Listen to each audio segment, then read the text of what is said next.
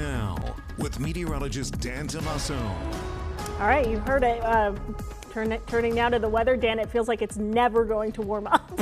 Well, by this time tomorrow, there's going to be some improvement. It may not be something that's super noticeable, but even just warming up the mornings a touch and then into the afternoon, seeing a little bit of an increase, it will start to add up over time. And by next week, this will be hopefully a distant memory. But when you get such Arctic air masses in here, it's very cold, dry air, very heavy air, but it can lead to beautiful skies like this. It ends up leading to very dry conditions, as I mentioned. And so not a ton of cloud cover here today. Maybe late in the day, tonight, there's some passing clouds, but a gorgeous blue sky shot there in Gettysburg. Same thing here in Lebanon. Again, today's not the day for clouds, a few more tomorrow. So the sun makes it feel a little bit better outside, but a coastal storm out to sea at this point. When we get the cold air to settle in, sometimes it affects the storm track, and this storm track took the storm well out to sea away from us. By the way, the clouds coming in our direction may have a little bit of snow shower activity in them, but I really don't see anything on Doppler radar today affecting us, or even into tomorrow for that matter. Current temperatures, single digits out to the west, a lot of us into the teens right now,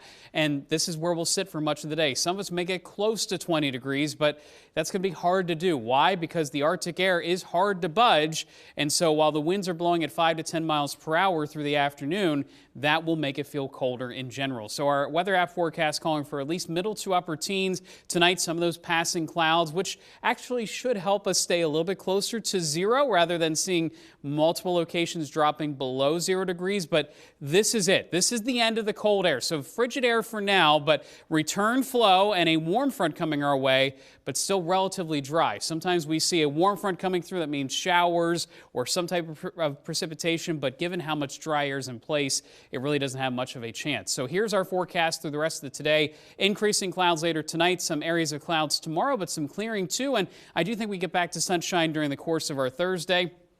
Heading into Thursday night, Friday, still relatively clear. I think we get a lot of sunshine into Friday as well. So that helps with the warm up. And as I mentioned, no precipitation around. So looking at the farmer's forecast, things remain dry to start out the weekend. Will it remain that way by the end of the weekend? We've been advertising a chance of snow showers. There is a chance, but now Monday and Tuesday of early next week looking drier.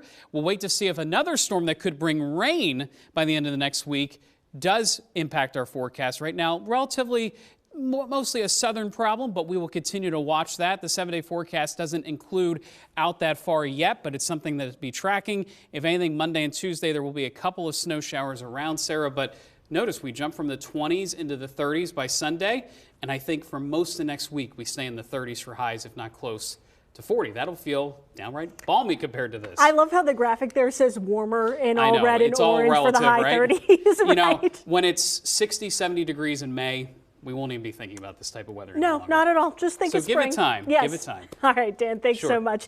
Still ahead for us, Netflix has seen millions